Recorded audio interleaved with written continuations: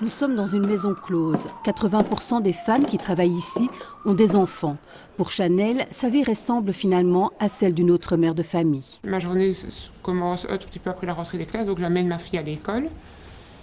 Et à 6h, à 18h, je rentre chez moi et je la récupère, on fait les devoirs, je fais les soupers et je prends son bain et je la mets au lit en lui racontant son histoire.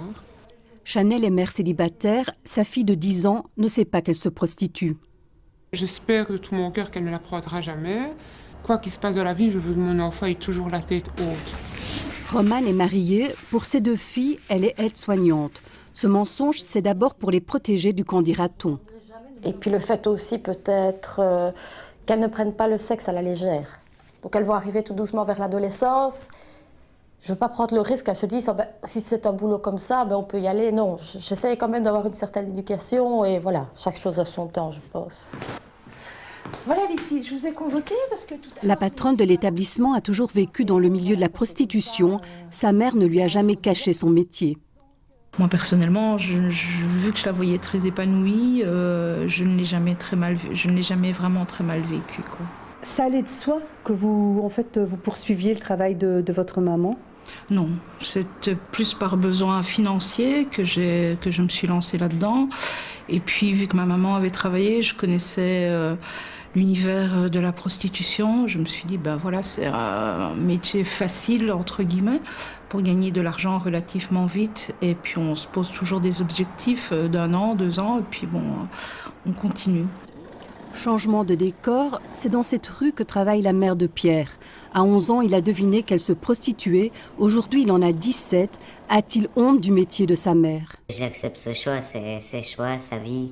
Perso, je m'en mêle pas. À mon ancienne école, j'avais été franc directement avec tout le monde et je l'avais dit et ça m'a attiré quand même beaucoup d'ennuis.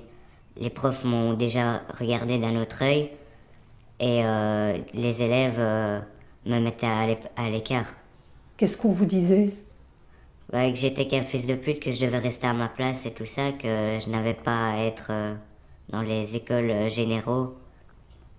C'est très bien que moi j'ai été bien élevé, je suis poli, donc voilà, j'ai reçu un minimum d'éducation, même plus je crois. Pierre fait des études de tourisme, il est amoureux, c'est donc un adolescent comme beaucoup d'autres. Mais parfois, les enfants peuvent se retrouver dans des situations plus difficiles. Icar, un service d'aide et de soins aux prostituées, se préoccupe aussi du bien-être de toute la famille. Ok, super. 10 sur 10. Cette logopède travaille à mi-temps et suit 2 fois par semaine une dizaine d'enfants dont les mères se prostituent en rue. Les parents étant souvent démunis vis-à-vis des devoirs, ne sachant pas trop comment s'y prendre, ni même n'étant pas suffisamment à niveau que pour pouvoir suivre scolairement longtemps leur enfant, on a pu aussi rencontrer des carences affectives, des carences au niveau de l'alimentation, l'hygiène et les suivis médicaux. Oui. Parfois, des situations sont encore plus dramatiques. Karima vient chercher de l'aide et du réconfort à la SBL entre deux. Enceinte, elle dénonce ses proxénètes. Après l'accouchement, on lui retire la garde de son enfant. Aujourd'hui, son petit garçon a 6 ans, il n'a jamais vécu avec elle. T'as des gens, à peine qu'ils te connaissent, ils vont déjà décider non, c'est pas une bonne mère pour un enfant qui est quelqu'un qui est dans la prostitution. Je sais pas c'est quoi, je sais que je suis une mère, mais je sais pas c'est quoi d'être tous les jours avec mon fils.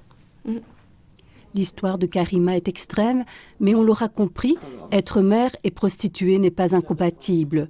Reste que le regard des autres et le poids des secrets sont lourds à porter.